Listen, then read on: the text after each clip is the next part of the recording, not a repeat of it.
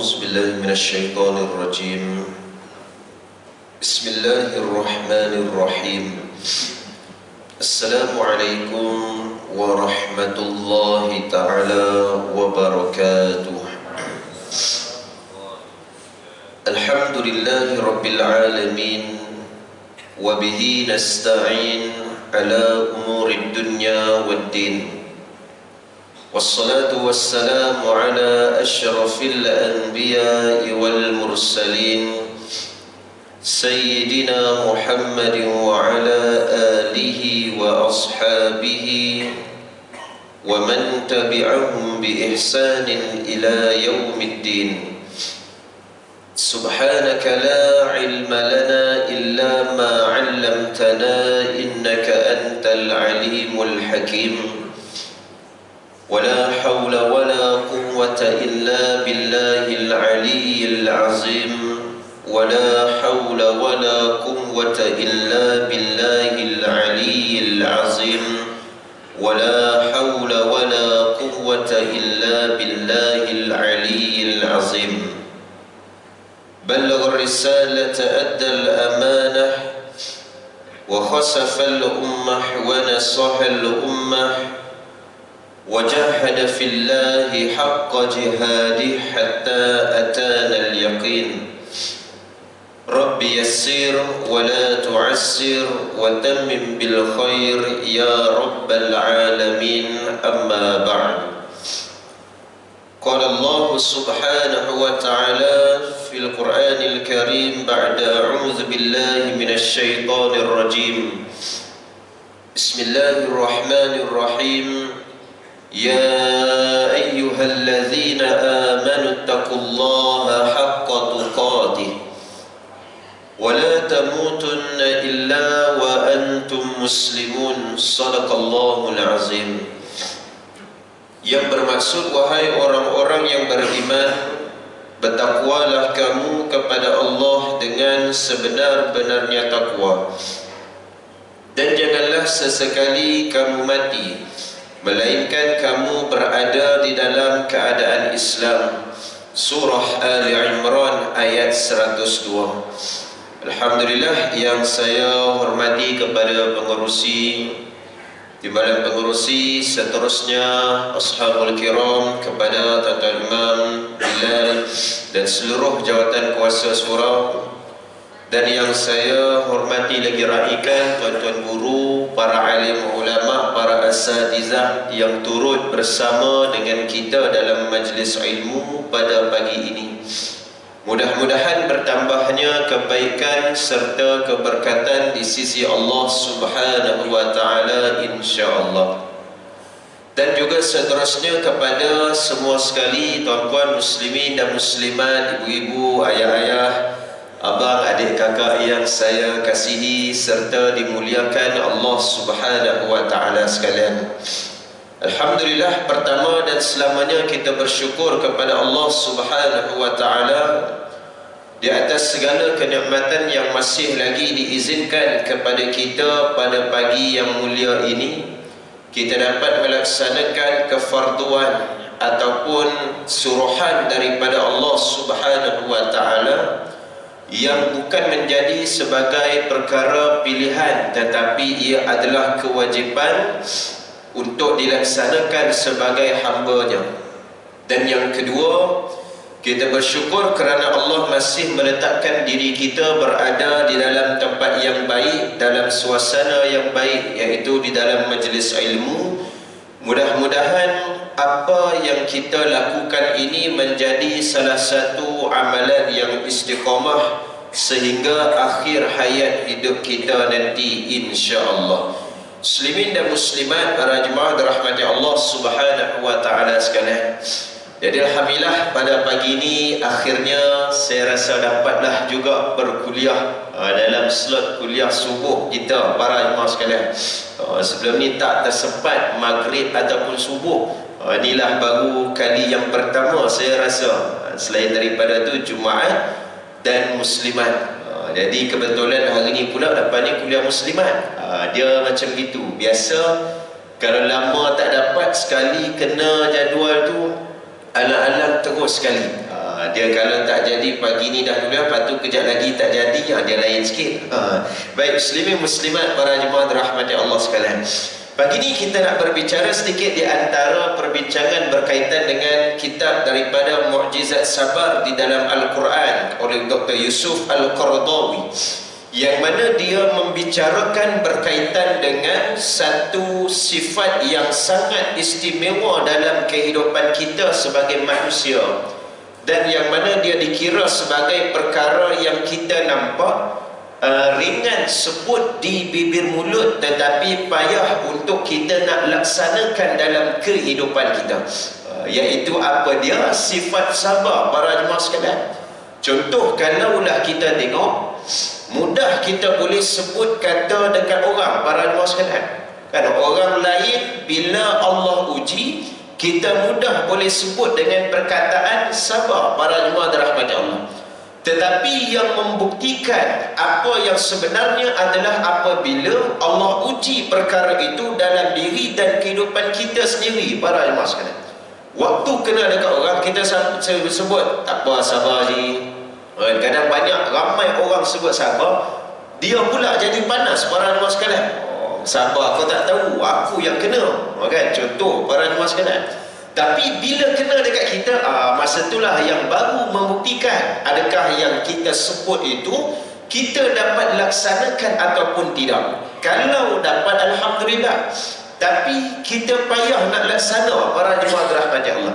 Ini sifat ni istimewa. Disebutkan banyak perkataan kalimah sabar di dalam Al-Quran. Bahkan banyak ulama menghuraikan, antaranya Dr. Yusuf Al-Qaradawi, antaranya lagi Al-Imam Ibnul Qayyim Al-Jauziyah. Dia menuliskan satu kitab yang bertajuk Indahnya Sabar Menyemai Benih-benih Pahala, para jemaah dirahmati Allah sekalian.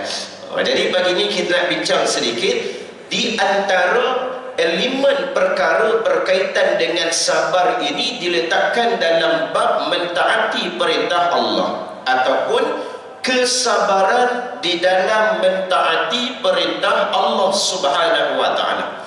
Dalam kita nak lakukan ketaatan kepada Allah untuk melakukan perintah Allah Subhanahu wa ta'ala, di sana pun ada tuntutan sabar yang perlu kita usahakan untuk nak buat benda tersebut. Bukan takat dalam hidup kita macam biasa dia. Waktu ditimpa dengan kesusahan, sabar tu biasa, para jemaah sekalian. Waktu diuji dengan kepayahan pun sabar juga, para jemaah dirahmati Allah. Rupa-rupanya dalam bab kita mentaati perintah Allah Subhanahu wa ta'ala, nak lakukan apa dia? Contoh amalan yang paling mudah iaitu solat, para jemaah sekalian. Dalam kita nak solat, perintah Allah ni, para jemaah sekalian, apakah dia bentuk kesabaran yang dituntut ketika mana melakukan perintah Allah Subhanahu wa ta'ala?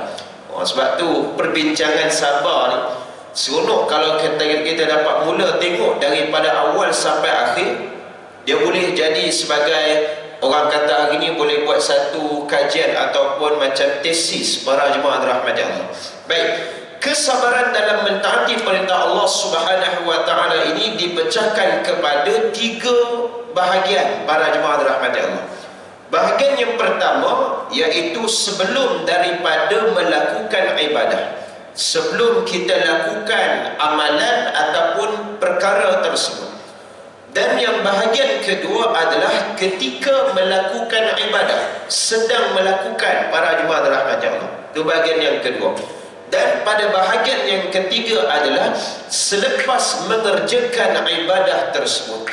Ini 3 tempat, 3 bahagian tuntutan kesabaran yang perlu kita usahakan ketika mentaati perintah Allah Subhanahu wa ta'ala. Yang pertama, sebelum daripada melakukan ibadah, apa huraian dia? Seorang individu perlu menyucikan niatnya terlebih dahulu dengan menanamkan keikhlasan dan bersabar daripada riak ataupun sebarang bentuk halangan. Dia juga perlu mengukuhkan keazaman untuk sentiasa berada dengan keikhlasannya. Demikian betapa tinggi kesabaran bagi mereka yang benar-benar mengetahui hakikat niat dan keikhlasan. mengenal bagaimana jiwa yang riak dan tipu daya nafsu yang meresap ke dalam jiwa. Rasulullah SAW mengingatkan perihal niat di dalam hadis yang sangat masyhur. Sesungguhnya setiap amalan itu dinilai pada niat, dan setiap individu baginya apa yang diniatkannya. Ini perkara yang pertama rupanya sebelum daripada melakukan ibadat ataupun apa sahaja ketaatan pada Allah Subhanahu wa taala. Sabar dalam bentuk bagaimana? Sabar untuk apa dia? Membersihkan hati niatnya terlebih dahulu dengan amalan yang hendak dilakukan. Sebagai contoh tadi, amalan solat para jemaah sekalian. Bila kita nak lakukan ibadat solat, sebelum daripada tu para jemaah dirahmati Allah Subhanahu wa taala, sabar yang dituntut terhadap perkara tersebut adalah sebelum melakukannya dari sudut niat para jemaah sekalian. Niat ni, ini yang membezakan, bukan sekadar lafaz. Yang kita nak sebut usalli fardhu subhi, usalli fardhu maghribi, hujungnya tu kita sebut lillahi ta'ala, kerana Allah Ta'ala. Itu yang dinamakan sebagai lafaz. Yang membezakan antara lafaz dan niat iaitu berada di mana? Berada di dalam hati kita para jemaah dirahmati Allah. Lafaz itu bukan penentu, tetapi niat itu adalah penentu terhadap ibadat yang dilakukan. Sebab itu kalaulah contoh solat yang bila kita nak lakukan terlupa nak sebut kalimah lafaz, tetapi dari sudut niat dia ada tak? Ada. Maka adakah sah solatnya? Sah para jemaah dirahmati Allah. Kan sebabnya para jemaah dirahmati Allah sekalian, niat itu adalah yang utama, tapi bukanlah untuk kita mengambil ringan, ambil mudah. Lepas ni tak payah kita nak sebut lafaz, kita buat semua benda pakai niat saja. Kan hari ni ada, zaman hari ni timbul satu kelompok pahaman yang macam tu. Apa-apa kita semua menggunakan niat saja, insya-Allah boleh dapat. Kan? Solat memang dengan niat saja, tak perlu lafaz pun tak apa. Nak datang majlis ilmu, tak payah buat pun tak apa, niat saja, insya-Allah dapat pahala. Kan? Dia buat semua benda dia kira pakai niat. Kan? Tak payah pergi keluar pun. Tak payah jalan, kita duduk rumah saja, niat, ya Allah aku nak datang majlis ilmu, moga-moga dapat pahala. Mudah kerja para jemaah sekalian. Tapi bila tanya dekat dia balik, kalaulah begitu, perut kita waktu tengah lapar, kita nak kenyang, tak payahlah makan, kita niat saja, mudah-mudahan Allah bagi kenyang. Tak boleh sah, kena makan, kena ambil makan. Begitulah juga ibarat benda yang kita nak mudah faham dari sudut ibadat yang kita lakukan, supaya apa? Tidak ambil mudah terhadap niat semata-mata para jemaah dirahmati Allah. Baik, yang kita sebutkan sebelum melakukan amal ibadat ini perlulah betul clear dari sudut niatnya para jemaah dirahmati Allah. Sebab apa? Takut apabila kita melakukan setiap amal tersebut, rupa-rupanya yang disebutkan hanya lafaz, niatnya lari daripada tujuan yang asal.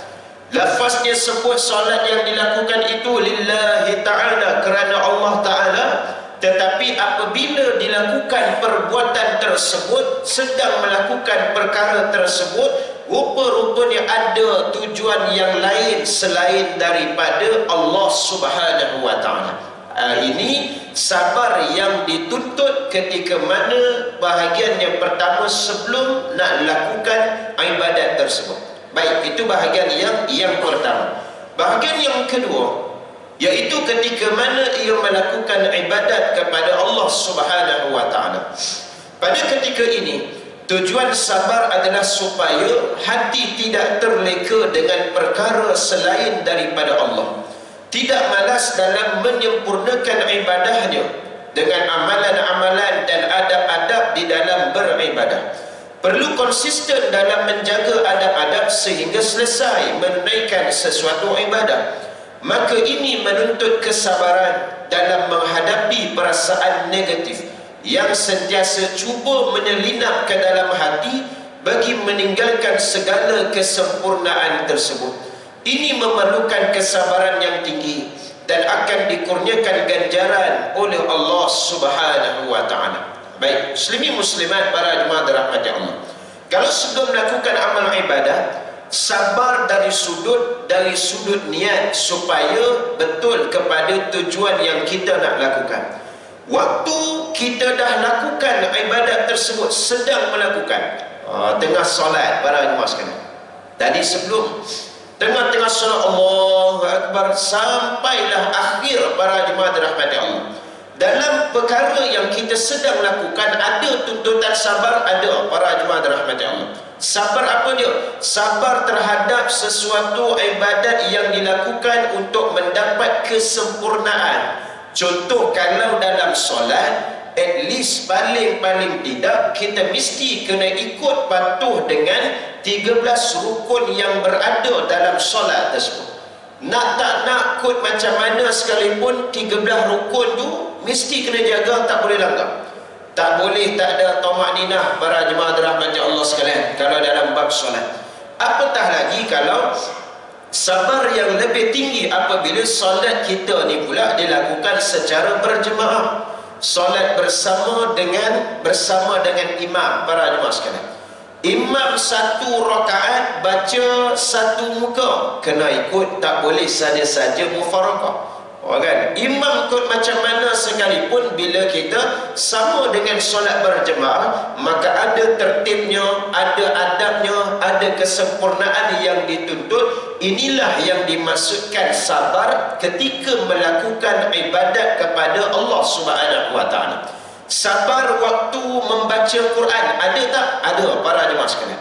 Apa dia tuntutan sabar bila baca Quran? Baca Quran, warattilil Qur'ana tartila. Bacalah Al-Quran itu dengan tartil. Bacalah Al-Quran itu dengan baik. Bacalah Al-Quran itu dengan berhati-hati untuk menjaga ayat-ayat suci Al-Quran dari sudut hukumnya, dari sudut panjang pendeknya. Itu sabar ketika melakukan amalan tersebut. Sabar ketika melakukan amalan, apa lagi? Sedekah para jemaah sekalian. Kalau sebelum, betulkan niat. Semasa nak lakukan sedekah tersebut, sabar daripada untuk kita nak ada timbul dengan sifat riak di dalam sedekah yang sedang dilakukan. Tabung lalu jalan, pandang kiri kanan, masuk duit biru para jemaah sekalian. Sampai kat kita nak bagi masuk duit merah ataupun warna turquoise gelap para jemaah sekalian. Kan? Tengok kiri kanan semua duit warna lain, warna tu sama saja. Sampai dekat aku duit, tak ada orang tengok ke ni? Ni duit lain ni, lain kiri kanan semua biru je. Dia warna lain. Ini ketika sedang melakukan sesuatu amalan tersebut. Jadi macam itulah juga dengan amalan-amalan kita yang lain. Bermaksud dari sudut pelaksanaan itu ada dia punya adab yang perlu kita jaga. Kena sabar para masyarakat. Kalau tak sabar apa jadi? Kalau tak sabar, imam satu rakaat satu muka, aduh lambat. Kena pula duk baca lambat para jemaah sekalian, tengok habis tu Allahu Akbar, kita akan lari keluar cari tempat lain. Contoh para jemaah sekalian, kalau tak sabar waktu ketika baca Quran, apa akan jadi? Panjang pendek langgar, asalkan baca pun dah mencukupi. Habis dilanggar para jemaah dirahmati Allah. Kalau tak sabar ketika mana sedang melakukan amalan sedekah tersebut, dia akan rasa apa dia? Dia akan rasa macam tadi. Tak ada orang tengok ke apa aku nak bagi? Tak ada orang tengok ke berapa jumlah yang aku nak masukkan? Ni sedang para jemaah dirahmati Allah. Baik itu perkara ataupun bahagian yang kedua. Bahagian yang ketiga diuraikan berkaitan dengan sabar untuk mentaati perintah Allah Subhanahu wa taala, iaitu waktu bila selepas daripada mengerjakan sesuatu ibadat tersebut, sebelum, semasa ataupun sedang, dan yang ketiga adalah selepas. Selepas ini yang cabaran lebih besar para jemaah dirahmati Allah.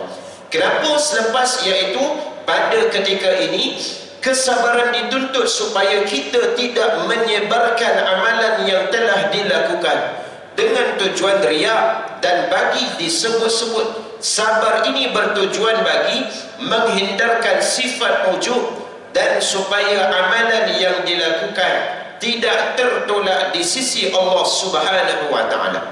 Sebagaimana Allah berfirman di antaranya dalam surah Al-Baqarah ayat 264, ya ayyuhalladzina amanu la tubtilu sadaqatikum bil manni wal adha kalladhi yunfiqu malahu ria'an nas wa la yu'minu billahi wal yawmil akhir famathaluhu kamathali safwanin 'alayhi turab fa asabahu wabilun fatarakahu salda la yaqdiruna 'ala shay'in mimma kasabu ila al-akhir. Ayat sadaqallahul azim.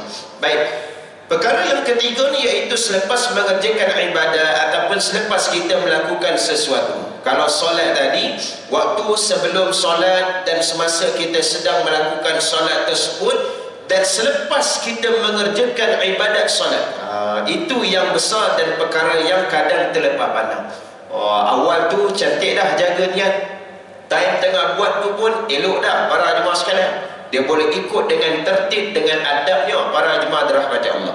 Tapi sangkut pula dekat mana? Selepas melakukan ibadat tersebut, dah habis lakukan ibadat, mula dia menyebarkan dengan kebaikan yang dilakukan, akhirnya habis semua baik amalan yang dilakukan itu menjadi rosak. Awal sebelum sedekah dia jaga semua dah, niat dia nak bersedekah ini kerana Allah Ta'ala.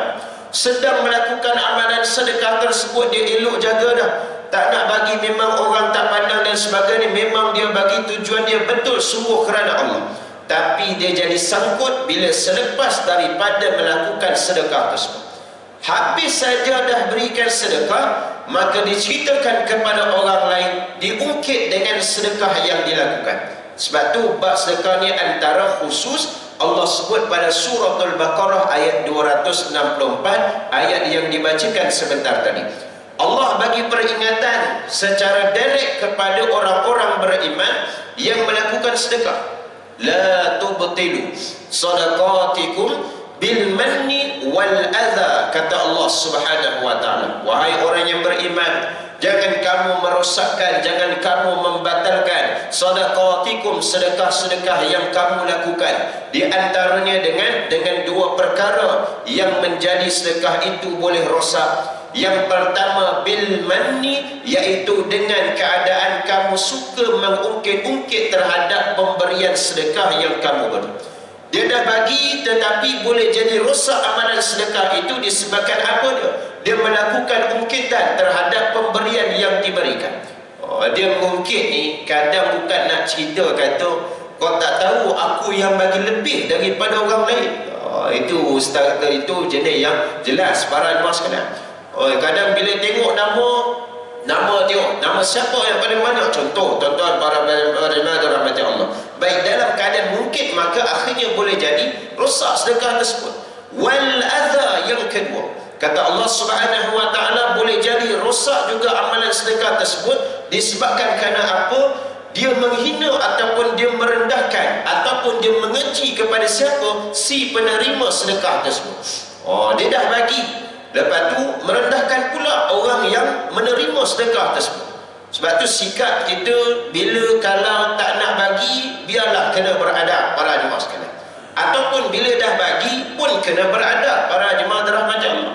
Kalau tak nak bagi, contoh lagi hari ni zaman sekarang para jemaah sekalian, zaman yang orang kata mudah sangat kalau kita nak minta bantuan, nak minta sedekah untuk sumbangan para jemaah dirahmati Allah.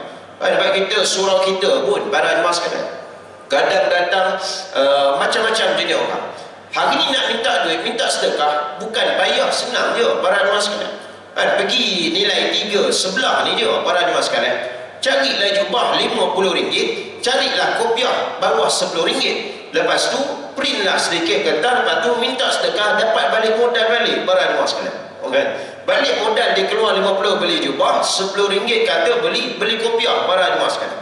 Pergi surau utama, at least paling-paling busuk dapatlah RM20 para jemaah sekalian. Pergi masjid tempat yang kedua, paling tidak dapat RM100 para jemaah sekalian. Dah RM120. Modal keluar RM50, jubah kopiah RM10 je, dapat untung lagi RM60. Nak ceritanya hari ni zaman mudah kalau orang nak buat kerja gitu para jemaah sekalian. Betul tak dinafikan, cuma atas penilaian kita, kita nak tengok itu macam meragukan. Tetapi para jemaah dirahmati Allah Subhanahu wa taala sekalian, apabila sikap kita ni bila tak nak beri, kita tolaklah dengan cara yang elok. Tak maaf, tak boleh, kami tak benarkan Sebab apa? Ada peraturan-peraturan ataupun ada prosedur yang perlu diikut. Contoh, surat daripada jaiz ataupun bahagian berkuasa ada ataupun tidak. Contoh, para jemaah dirahmati Allah. Kan lagi-lagi kaitan dengan apa? Hari ni banyak isu derma Palestin, isu derma bantuan dan sebagainya, terutama Palestin. Bagus dari sudut untuk kita nak memberi, tetapi ada keburukan orang lain yang mengambil kesempatan, para jemaah dirahmati Allah. Yang ambil kesempatan ni yang masalah, para jemaah sekalian. Dia ambil kesempatan, tiba-tiba datang, saya individu sendiri akan buka sumbangan untuk menyalurkan sumbangan ke Palestin. Kita tanya melalui mana? Tak ada melalui mana-mana, saya sendiri. Oh, dahsyat, para jemaah sekalian. Habis nak hantar tu macam mana? Saya yang hantar sendiri. Oh, dia pergi sendiri, para jemaah sekalian. Lagi tak logik. Lainlah kalau dia kata, okey, saya sendiri dan melalui dengan persatuan ataupun bahagian-bahagian yang telah dilantik, para jemaah dirahmati Allah. Itu secara orang kata spesifiknya. Tapi asasnya, para jemaah sekalian, kalau kita nak bantu, maka bantu dan bagilah dengan cara yang elok, dalam keadaan tidak merendah-rendahkan ataupun menghina kepada si dia. Apatah lagi kalau kita tak nak bagi, tapi nakkan kepastian, kita gunakan kaedah tabayyun. Tanya, ada tak bukti, ada tak gambar, tengok sikit ini dan sebagainya. Ada tak nombor telefon yang sepatutnya untuk saya nak sahkan, para jemaah dirahmati Allah. Itu kaedahnya. Jangan semerono terus kita menghina, mengeji kepada si dia. Boleh jadi dia itu betul-betul orang yang sangat-sangat memerlukan, para jemaah dirahmati Allah. Apapun tengoklah keadaan situasi kita hari ini, okay? Modus operandi yang bermacam-macam, para jemaah dirahmati Allah. Muslimin muslimat, para jemaah dirahmati Allah Subhanahu wa taala sekalian. Baik, yang seterusnya berkaitan dengan sabar juga, kita nak lihat itu 3 peringkat dalam bentuk kesabaran mentaati perintah Allah Subhanahu wa taala. Baik, yang seterusnya kita akan lihat bagaimana untuk kita mengenali hakikat kehidupan kita sebagai manusia, supaya kita menjadi manusia yang sabar terhadap sesuatu yang berlaku. Apa yang dimaksudkan tentang mengenali hakikat manusia adalah manusia mengetahui dirinya adalah milik Allah Subhanahu wa taala sejak daripada mula hingga akhir. Dan Allah menciptakan manusia daripada tiada, lalu memberikan kehidupan, perasaan dan pergerakan. Allah juga mengurniakan kepada manusia pendengaran, penglihatan dan hati, melimpahkan nikmatnya sama ada secara zahir ataupun batin. Apabila manusia memiliki dengan kesihatan dan kekuatan, itu adalah kurniaan Allah Subhanahu wa taala. Begitu juga sekiranya manusia yang memperoleh anak, lantas itu juga adalah nikmat daripada Allah Subhanahu wa taala. Baik, muslimin muslimat, para jemaah dirahmati Allah. Bila sebut tentang mengenali hakikat manusia, untuk menjadikan kita manusia yang sabar, awal sekali dalam hidup kita ni perlulah kita tahu dan sedar bahawa setiap yang bermula pasti akan berakhir. Setiap yang Allah jadikan asalnya ada, sampai masa akan jadi tiada, para jemaah sekalian. Itu lumrah dalam kehidupan. Adanya permulaan akan ada pengakhiran. Ada kehidupan akan berakhir dengan kematian. Takkan ada kehidupan sentiasa tanpa kematian, para jemaah dirahmati Allah. Sama macam bertemu dan berpisah. Bila adanya pertemuan, pasti akan ada perpisahan. Sebab itu syarat untuk mati, syarat meninggal dunia seseorang tersebut adalah apabila dia hidup, bukan syaratnya sakit, para jemaah sekalian. Kalau orang kata sakit dia, siap dapat sakit tak lama mati, para jemaah sekalian. Tak juga, para jemaah sekalian. Kadang kawan yang banyak macam-macam penyakit tu lagi panjang umur daripada jenis yang sihat ni, para jemaah sekalian. Kan pernah kita jumpa, tak tahu tiba-tiba berita meninggal dunia. Dia sakit apa? Tak ada sakit apa, terlajak sikit dia, para jemaah sekalian. Kaki orang kata terpeok sikit terjatuh, habis meninggal dunia, para jemaah sekalian. Sakit darah tinggi tak ada, jantung tak ada, apa semua clear, para jemaah sekalian. Kawan yang tanya tu, dia macam-macam segala jenis penyakit ada. Tapi panjang umur lagi para jemaah sekalian. Apa yang tak ada? Semua ada para jemaah sekalian. Darah tinggi, darah rendah, darah beku, darah cair. Penyakit yang pening juga para jemaah sekalian. Tengok aduh, darah beku pun tak boleh patut, kena makan ubat cair darah. Dah makan cair darah pula, cair sangat darah pula para jemaah sekalian. Makan darah merah banyak, darah putih kurang para jemaah sekalian. Jadi macam-macam. Nak sebutnya para jemaah dirahmati Allah, dalam hidup ni setiap yang bermula pasti akan berakhir, dan syarat bagi kematian seseorang yang hidup ini adalah apabila kita dihidupkan di atas muka bumi Allah Subhanahu wa taala. Bila hidup, itulah syarat kita akan bertemu dengan kematian. Bukan bila sakit dia akan mati para jemaah dirahmati Allah. Itu cuma melainkan secara kebetulan. Ada sakit, dia sakit tu, sakit ni, macam-macam penyakit menjadi sebagai asbab akhirnya dia mati, meninggal dunia. Tapi kita jumpa juga yang tak sakit apa pun akhirnya meninggal dunia para jemaah sekalian. Baik, itu perkara yang asas untuk menjadikan kita sebagai seorang yang sabar. Sebab apa? Kalaulah betul-betul kita faham apa yang kita ada atas dunia ni, setiap yang bertemu suami dan isteri, apabila kita berkahwin, kita bertemu, kita duduk selama berpuluh-puluh tahun sampai masa akan berakhir, maka bukanlah nak kata kita tak sedih. Sedih tu fitrah para jemaah sekalian, tetapi tidak sampai kita tak boleh nak meredai terhadap apa yang berlaku. Beza dengan kalau sedih para jemaah dirahmati Allah. Sedih ni meninggal, siapa meninggal pun, kadang-kadang dalam keluarga kita bila ada kematian memang ada rasa sedih. Takkan kita nak gembira, kan? Isteri meninggal, sedih tak? Sedih para jemaah sekalian. Tapi kalau isteri meninggal, suami gembira, dia ada masalah para jemaah sekalian, kan? Dapat isteri meninggal, alhamdulillah, inilah masa yang ditunggu-tunggukan, kan? Dia ada masalah para jemaah dirahmati Allah, niat awal dia lain lah para jemaah sekalian. Contoh, jadi nak sebut bila ada kematian tersebut kita rasa sedih tak? Sedih. Sebab apa? Sedih itu adalah perasaan fitrah yang Allah jadikan. Cuma jangan sampai tak boleh nak meredai, tak boleh nak melepaskan dengan apa yang Allah jadikan perpisahan tersebut. Saya arwah mak saya meninggal waktu 2000, tahun ni masuk 2 tahun para jemaah sekalian. Waktu time PKP tak ada apa-apa, dia macam gitu lah. Asalnya okey je para jemaah sekalian. Mula cuma dia sebut kata pasal apa, gastrik, pergi klinik pun dia sakit dekat ulu hati. Doktor cek kata, ni gastrik. Pergi klinik pun kata gastrik, makanlah ubat gastrik. Sampai satu masa, nak kata Allah takdir dah sampai pada masa dia para jemaah sekalian. Sampai satu masa cek rupa-rupanya bukan gastrik. Doktor cek tengok rupa-rupanya ada macam seketul ada tumor dekat dalam bahagian perut para jemaah dirahmati Allah, dekat bahagian pankreas para jemaah sekalian. Rupa-rupanya bila cek tumor tu, sama ada doktor nak kata dua kemungkinan. Kemungkinan yang pertama adalah batu dalam hempadu. Kemungkinan yang kedua adalah tumor kanser para jemaah dirahmati Allah. Tak pasti lagi antara dua tu. Tapi bila tengok report daripada doktor, dia punya perkataan istilah syaitannya lah, kawan-kawan ni memang dia ada syak antara tumor tu adalah tumor kanser. Tapi kita nak positifkan diri, kata bukan. Doktor pun tak kata apa-apa, jangan kita terus bagi kesimpulan dulu, kan? Masa tu beriman dengan doktor para jemaah sekalian, kan? Jadi ikut doktor kata para jemaah dirahmati Allah.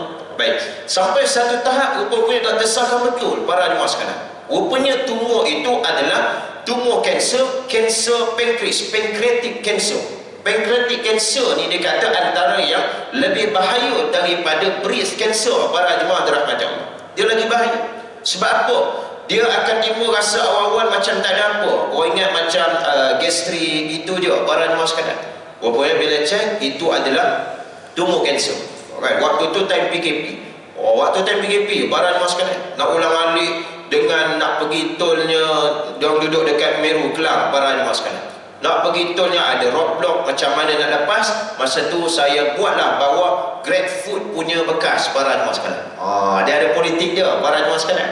Bawa GrabFood punya bekas, belilah satu bungkus makanan di kedai, letaklah dekat dalam beg GrabFood para jemaah sekalian. Lepas sampailah ke Kelang, kan, para jemaah dirahmati Allah. Jadi sampai dapatlah sikit tengok itu ini dan sebagainya. Maka para jemaah dirahmati Allah, sampailah satu masa akhirnya meninggal para jemaah dirahmati Allah sekalian. Tak lama hantar bawa dia ke hospital. Lepas tu doktor kata ni ada berita buruk, on the way balik sini. Saya ingat lagi para jemaah sekalian, waktu tu adalah waktu malam. Dan hari pertama hantar dia ke hospital sebab tengok dah berlemah, tak ada tenaga sangat para jemaah sekalian.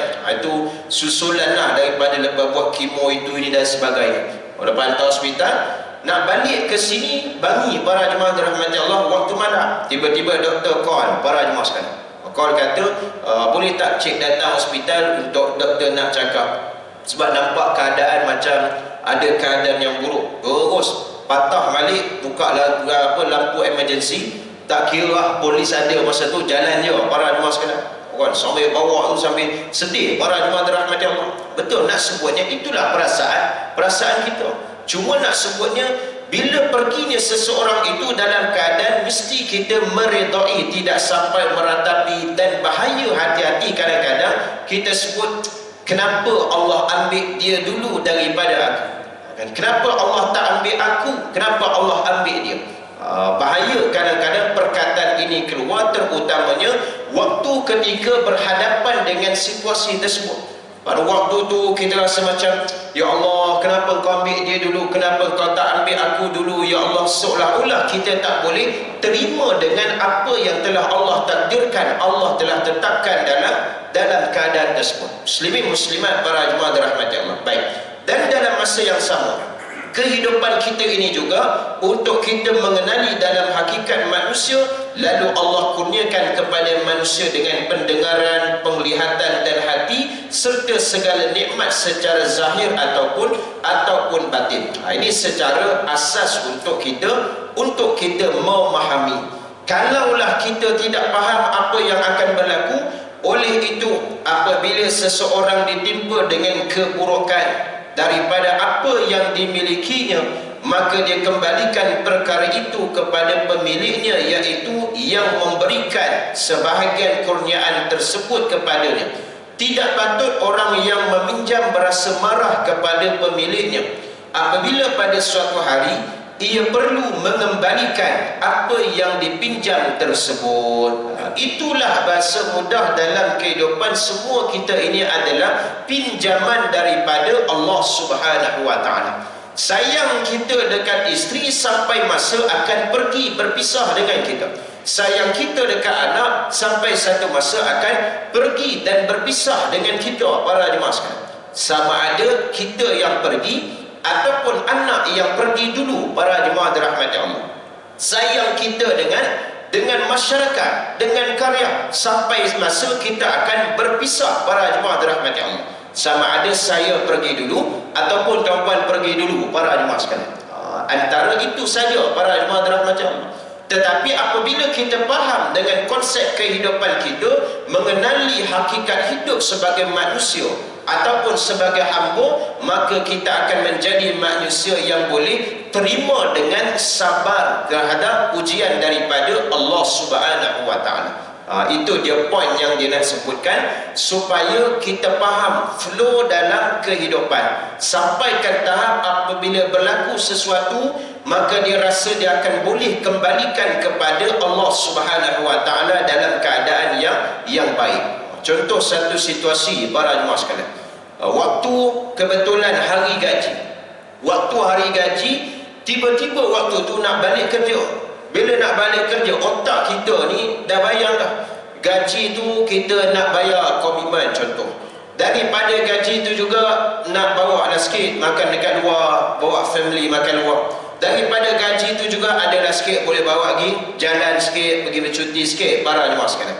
Tiba-tiba hari pertama dah dapat masuk gaji, kita nak balik rumah. Bila nak balik rumah, jalan dekat traffic light kita berhenti terlajak sikit, terlanggar kereta depan para jemaah sekalian. Kena pula kereta depan tu kereta BMW para jemaah sekalian. Aduh, BMW nama pun BMW, banyak makan wang, langgar sikit dia punya kos dia, aduh letih para jemaah sekalian. Bawa terlanggar bumper belakang sikit terjatuh para jemaah dirahmati Allah. Turunlah tuan kereta para jemaah sekalian. Tuan kereta kata, Tak apalah, saya pun tak nak panjang kes, tak payah buat report polis dan sebagainya. Saya hantar kereta dekat bengkel, tapi kata bengkel mana? Bengkel center BMW. Hantar center pula. Lagilah, ya kan, dia ni hantar bengkel biasa. Kan bolehlah lebih kurang sikit. Hantar center. Maka tak apalah, awak settlekan dekat sana. Tapi saya tak adalah buat report polis dan sebagainya. Pergilah bengkel. Hari pertama dapat gaji 3,500. Pergi dekat bengkel center BMW, tengok-tengok nak repair bumper 3,200 para jemaah sekalian. Sudah. Otak kita masa tu jadi, alamak, 3,500 hari pertama dapat gaji, tiba-tiba pergi cek untuk repair bumper semua tu 3,200. 300 saja yang ada. Tuan-puan, para jemaah dirahmati Allah. Ini keadaan contoh situasi. Kalau kita tengok dari sudut perkara yang negatif, kenapa Allah duk bagi waktu time dapat gaji? Baru nak duit ni ada orang kata nak happy sikit, nak seronok sikit dan sebagainya, para jemaah sekalian. Tetapi kalau lihat dari sudut pandangan yang baik, dari sudut hikmah menjadikan kita lebih tenang dan sabar dengan ujian tersebut, maksudnya apa dia, para jemaah sekalian? Kita nampak yang pertama, alhamdulillah, untung jadi tu pada waktu yang tepat, masa yang tepat. Duit tengah ada, gaji dah dapat, para jemaah sekalian. Bayangkan kalau terjadi tu, nak kena keluar bawa pergi bengkel 3,200, time tu belum gaji, tengah-tengah bulan, para jemaah sekalian. Tuan kereta tadi tu nak hantar cepat, mana nak cari duit waktu tu, para jemaah dirahmati Allah. Itu cara melihat yang pertama. Yang kedua, sebab itu Allah jadikan dalam hidup kita ni, setiap apa yang berlaku adalah adil Allah tetapkan, para jemaah dirahmati Allah. Tapi ada juga orang yang kata hidup ini tak adil bagi aku dalam kehidupan. Kenapa tak adil? Semua benda dia rasa tak kena. Dia seorang wanita, dia seorang perempuan, dia rasa tak adil hidupnya Allah jadikan aku ni perempuan. Sebab apa? Adik-beradik aku semua yang lelaki semua, kalau apa-apa harta dia orang dia dapat lebih, aku dapat kurang. Dia rasa tak adil, para jemaah sekalian. Apa yang berlaku dalam satu bulan? Minggu yang pertama dapat berita kematian daripada belah suami. Minggu kedua dapat berita kematian belah isteri, belah dia, para jemaah sekalian. Minggu yang ketiga dapat berita kematian satu lorong rumah. Semua dekat-dekat. Kenapa macam kecelakaan dalam hidup aku? Kan dia nampak gitu, para jemaah sekalian. Tapi dari sudut hikmah, dari sudut menuntut kesabaran untuk hati menjadi lebih tenang, dengan setiap berlaku itu kita melihat mungkin itu adalah bentuk peringatan daripada Allah Subhanahu Wa Taala. Ada macam kisah kita tadi. Yang pertama kita lihat, alhamdulillah, jadi waktu time duit tengah ada, hari pertama gaji masuk, tak apalah, walaupun hilang sekejap rasa keseronokan, rasa seronok, jadi itu 3,200, hanya berbaki 300, hilang balik kegembiraan itu, para jemaah sekalian. Sebab apa? Kena keluar duit dalam keadaan yang sedih. Tapi tak apa, alhamdulillah, kena waktu yang betul, waktu yang tepat. Sebab tu tuan-tuan, para jemaah sekalian, hidup kita ni kadang-kadang, kalau dulu jenis, kalau yang dah besar, waktu kerja dulu, kita ada nak minta harapkan sesuatu. Kalau dapat ni time waktu kerja, syok, seronok sikit. Tetapi ada ketikanya Allah tak bagi waktu tu. Dah pencen, dah besar, baru dapat apa yang kita nak waktu kerja dulu, para jemaah dirahmati Allah sekalian. Contoh apa dia? Motor superbike contohlah, para jemaah sekalian. Waktu kerja dulu, dapat motor ni, sedap pergi kerja. Laju dia punya pergi, para jemaah sekalian. Keluar masuk highway Bangi, nak sampai KL sekejap dia, tak sampai setengah jam, para jemaah sekalian. Kena pula jalan kalau tak ada, pergi. Bunyi dia tinggal ke belakang, para jemaah sekalian. Dan baik, jadi benda ni kita nak waktu dulu, waktu kerja. Tetapi akhirnya, time kerja, kita duk ingat balik, kenapa time kerja tak dapat? Ni dah pencen ni, barulah dapat nak guna buat apa benda ni. Tapi ada lah juga boleh ride pergi sesekali hujung-hujung minggu, tapi tak dapat benda tu waktu time kerja. Allah bagi mengikut kepada keperluan, bukan kepada kemahuan, para jemaah sekalian. Boleh jadi waktu kerja motor tu yang kita gunakan tak jadi keperluan, ia sekadar kemahuan. Kemahuan waktu tu takut akhirnya efek dengan tugasan kerja kita. Tiap-tiap minggu, tiap-tiap hari syok jadi nak ride, akhirnya tak pergi kerja, para jemaah sekalian. Contoh. Tapi Allah bagi mengikut kepada keperluan. dah pencen, ada masa lapang, right, tiap-tiap hari pun tak apa para jemaah sekalian. Tiap-tiap hari tak apa, tak efek kerja pun. Kena cuti ke apa ke tak apa, tiap-tiap hari pergilah right. Sebab apa? Itu dah masanya. Itulah waktu yang dah perlu para jemaah dirahmati Allah. Sebab itu dalam hidup nak sebutnya adil. Setiap apa yang berlaku Allah tetapkan melihat dengan cara bagaimana kita memandang, bagaimana cara kita berfikir, dan akan memberikan kesabaran, ketenangan dalam jiwa kita. Yang jadi jiwa tak tenang ni sebab apa? Dia jadi berkait dengan sabar. Jadi payah nak sabar, jiwa jadi tak tenang. Sebab apa? Rasa semua benda tak kena dalam hidup para jemaah sekalian. Pergi jumpa orang ni tak kena dengan orang ni, balik rumah jumpa dengan pasangan tak kena pula dengan pasangan. Ada je benda yang kurang, ada saja benda yang lemah. Nak sebut para jemaah sekalian, pasangan kita dengan kita ni pun itu dah adil Allah. Allah duk jadi dah para jemaah dirahmati Allah sekalian. Kadang nak kata ada ngadu, ustaz, saya pelik ustaz, suami saya ni kalau pergi rumah orang, dia malah banyak suruh diam daripada saya. Saya je yang banyak cakap. Saya kadang tegur juga dekat suami. Awak ni tegur-tegur lah sikit, buat simbang lah dengan orang, cuba jadi ramah sikit macam saya. Kawan para jemaah sekalian, benda tu takkan berlaku para jemaah dirahmati Allah. Sebab tu kata dia jumpa itu, alhamdulillah adil dah Allah bagi. Allah bagi untung akak boleh banyak cakap, suami pendiam, suami tak banyak bercakap. Akak bayang kalau dalam hidup rumah tangga akak banyak cakap, suami banyak cakap, balik rumah anak jadi sawan para jemaah sekalian. Rasa mak ayah dua-dua banyak cakap para jemaah sekalian. Akak bayangkan pula kalau suami dia, akak pun diam, balik rumah anak pun pening kepala. Mak ayah aku ni bisu ke apa? Tapi boleh bercakap. Para jemaah dirahmati Allah. Jadi nak sebut apa dia?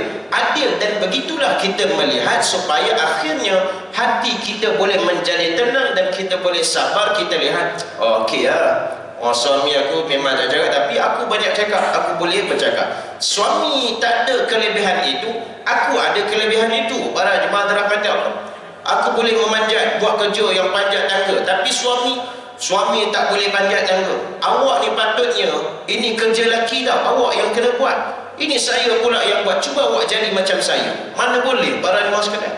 Allah jadi hidup ni tak boleh kita nak sama dalam apa-apa pun. Samakan diri kita, samakan diri dia dengan kita para jemaah dirahmati Allah. Pastinya mesti ada perbezaan, dan perbezaan itulah menunjukkan adilnya ciptaan Allah Subhanahu wa taala. Dan macam satu kisah menarik bila diceritakan oleh Ustaz Badri Shah para jemaah dirahmati Allah sekalian. Hidup ni bila ada yang miskin, ada yang kaya, maka itulah uniknya kehidupan yang diciptakan oleh Allah Subhanahu wa taala. Hidup takkan jadi indah apabila semua sama saja Allah jadi. Bayangkan dalam kehidupan kita ni, bila semua orang ada duit yang banyak, semua orang berharta para jemaah sekalian.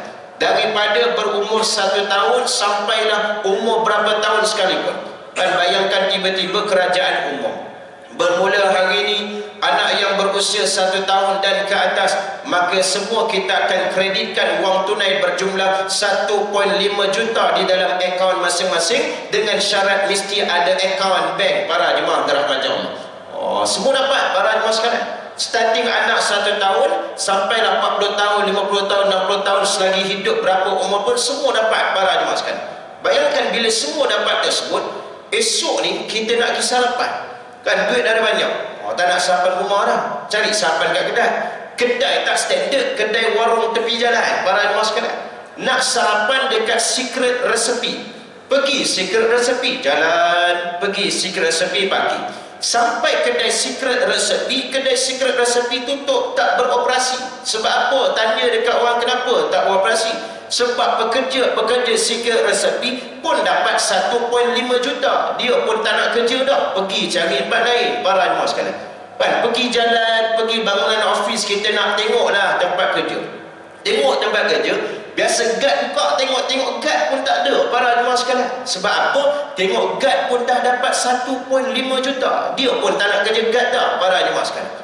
Jadi tak indah. Sebab tu indahnya bila Allah jadikan dalam kehidupan kehidupan ini, ada yang miskin, ada yang kaya, ada yang susah, ada yang senang, untuk keunikan, keindahan hidup yang Allah jadikan, dan supaya kita hidup dengan lebih tenang. Tak payah duk serabut kepala para jemaah dirahmati Allah. Kenapa dia ni tak boleh jadi macam aku? Kenapa dia ni tak boleh jadi macam? Memang tak boleh para jemaah sekalian. Allah jadikan semua masing-masing berbeza. Cuma dalam perbezaan kita sekadar boleh educate, kita boleh tunjuk ajar, kita boleh bagi panduan saja para jemaah sekalian. Termasuklah dengan anak, isteri, pasangan, ahli keluarga kita. Dalam 5 orang anak, 5 semua beza. Tapi bukan beza tu kita biarlah, tak apa lah, kau dengan cara kau, buatlah. Anak yang ketiga cara ni, buatlah. Maknanya kita just sekadar boleh bagi guide, bagi panduan. Sebab itu dalam disebutkan iman tak dapat diwarisi walaupun dari seorang ayah yang bertakwa pada Allah Subhanahu wa taala. Cuma kita boleh mampu, boleh bagi guide, bagi panduan. Okey, ni caranya macam ni, mesti kena buat gini, mesti kena buat gini, mesti kena buat gini. At the end, di penghujung, apa yang berlaku, apa yang akan terjadi, apa hasilnya, kita serah selepas daripada usaha kita lakukan dengan apa sahaja yang boleh kita buat para jemaah dirahmati Allah. Jadi muslimin muslimat, tuan-tuan dirahmati Allah Subhanahu wa taala sekalian, itu di antara perbincangan kita pada pagi ini berkaitan dengan mukjizat sabar di dalam Al-Quran oleh Dr. Yusuf Al-Qaradawi, dan berkaitan dengan mengenali hakikat kehidupan manusia. Mudah-mudahan Allah memberikan ketenangan dalam hidup kita, dan kita pun dapat merasai dengan kenikmatan yang dikurniakan oleh Allah Subhanahu wa taala sebaiknya, insya-Allah. Jadi sekadar itu daripada saya, mohon ampun dan maaf sebarang kekurangan dan kelemahan. Yang baik itu datangnya daripada Allah, yang lemah dan kurang itu hakikatnya dari Allah, namun disandarkan pada diri saya sebagai manusia yang tidak lari dari dosa dan kesilapan. Mudahan kita diampuni oleh Allah Subhanahu wa taala, insya-Allah. Aqulu qawli hadza wa astaghfirullahal azim li wa lakum wa lisairil muslimina wal muslimat wal mu'minina wal mu'minat innahu huwal ghafurur rahim. A'udzu billahi minasyaitonir rajim. Bismillahirrahmanirrahim. Alhamdulillahi Rabbil Alamin, wassalatu wassalamu ala ashrafil anbiya'i wal mursalin wa ala alihi wa sahbihi ajma'in. Allahumma ja'al jam'ana hadha jam'an marhuma wa tafarruqana min ba'dihi tafarruqan ma'suma wa la taj'alillahumma fina wa la ma'ana wa la man yatba'una shaqiyyan wa la maqrudan wa la mahruma. Allahumma inna nas'aluka ridhaka wal jannah wa na'udzu bika min sakhatika wan nar. Allahumma a'izzal الإسلام والمسلمين. اللهم انصر الإخوان المجاهدين في فلسطين وفي كل مكان وفي كل زمان، قتلوا وشردوا وطردوا وأخرجوا من ديارهم. ربنا آتنا في الدنيا حسنة وفي الآخرة حسنة وقنا عذاب النار. وصلى الله على سيدنا محمد وعلى آله وصحبه وبارك وسلم، والحمد لله رب العالمين. تقبل الله منا ومنكم. السلام عليكم warahmatullahi ta'ala wabarakatuh.